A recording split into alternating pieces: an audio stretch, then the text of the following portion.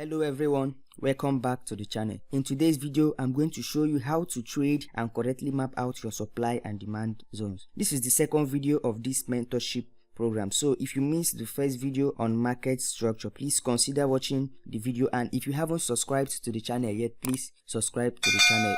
Supply and demand.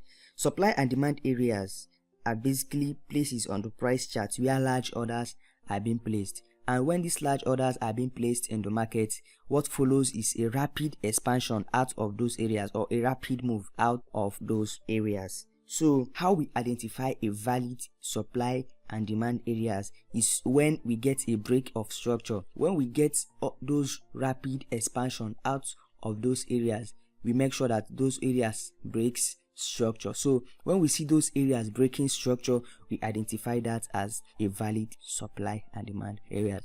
We have other factors in identifying valid supply and demand areas, but in today's video I will be only combining supply and demand areas with break of structures. The logic behind supply and demand zones is that institutions or large pool of money is being pumped into the market, and when this large pool of money is pumped into the market, it causes this rapid expansion.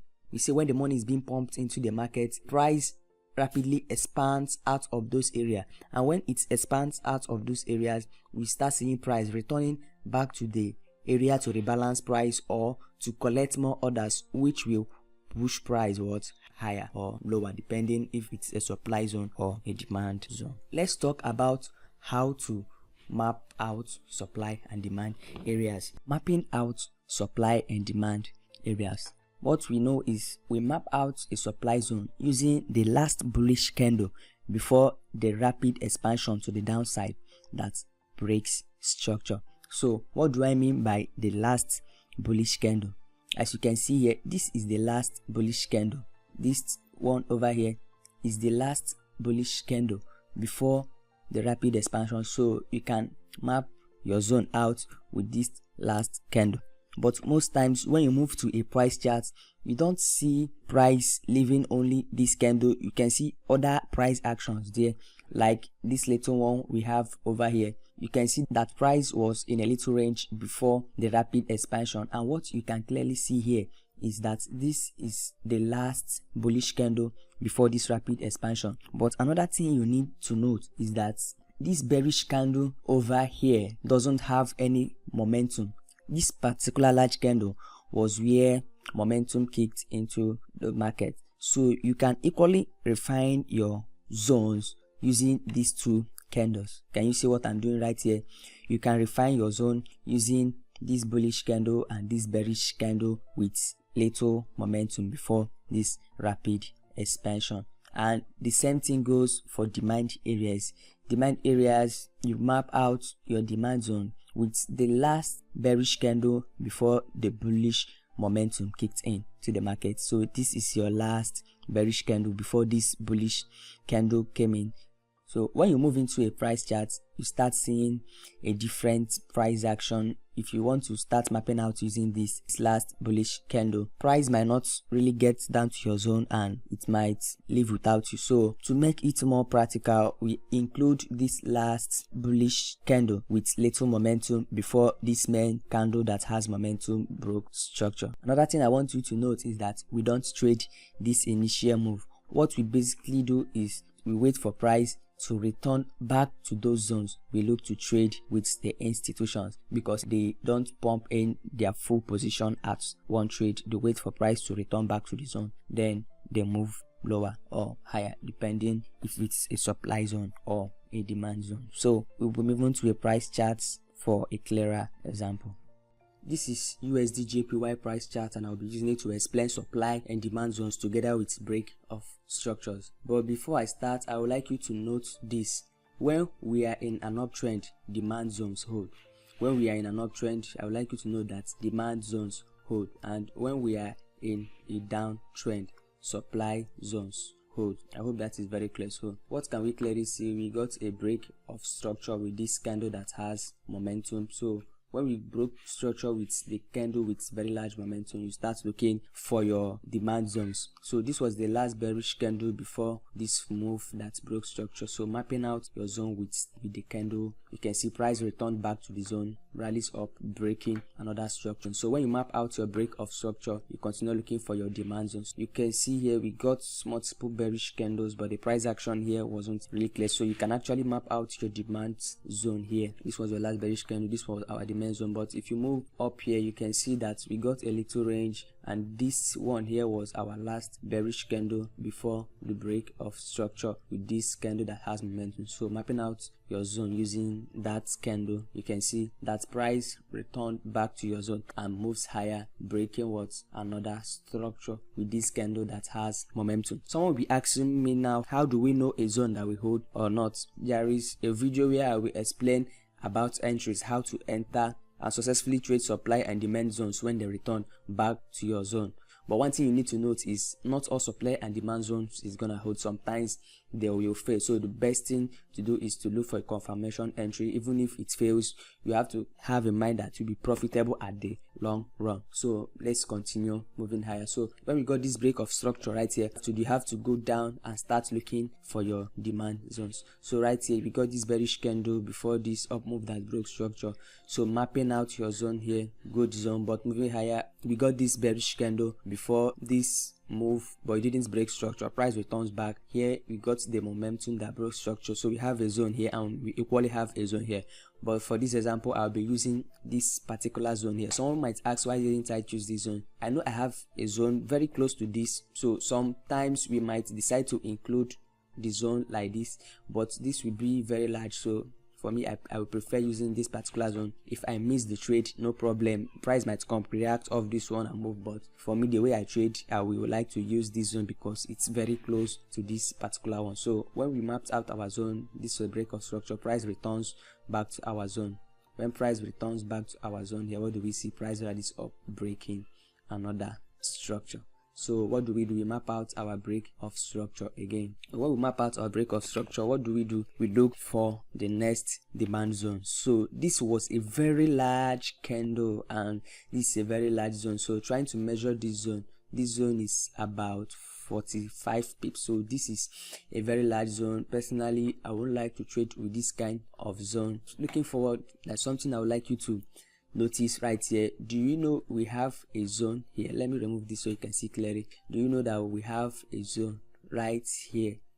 When you move to a lower time frame, this will be very useful. That will be very useful, I'm telling you. So if you map out a zone here, you can see price came very close and reacted, then break structure. But for this example and this time frame I'm using, I'm not gonna map out any zone right there. So what we can see is that this candle here, this large candle, is our demand zone. So let's say price tried to come back, but it couldn't get to our zone and we got another break of structure right here.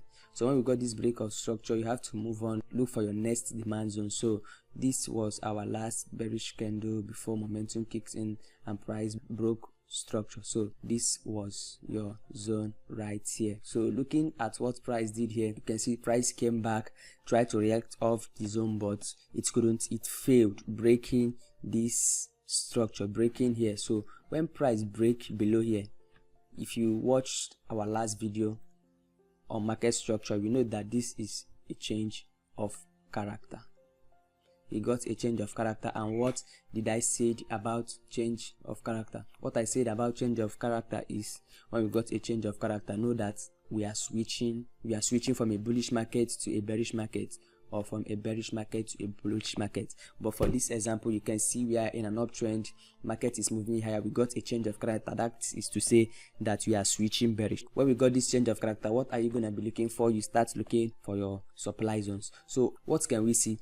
This demand zone failed to hold price and this demand zone equally failed to hold price. The two zones couldn't hold price. So what are you gonna do when we got this change of character?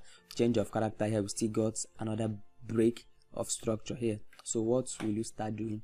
You start looking for your supply zones. So if you look here, this was a very good supply zone. It will be very valid in the future, very valid in the future, but this was the most recent supply zone here. This was the last bullish candle before this down move that got a change of character and this break of structure down here. So mapping out your zone using that candle, you can see price returns back, taps into your zone, moves lower, retraces back before we got this break of structure right here. We got another break of structure. So when we got a break of structure, what are you going to look for? You map out your zone. I have to shift this so you can see clearly. You map out your zone, you look for the last bullish candle before the down move. If you remember what I said about zone refinement, you can equally add this bearish candle with very little momentum to make it more practical, but for this example I will still stick to my little zone.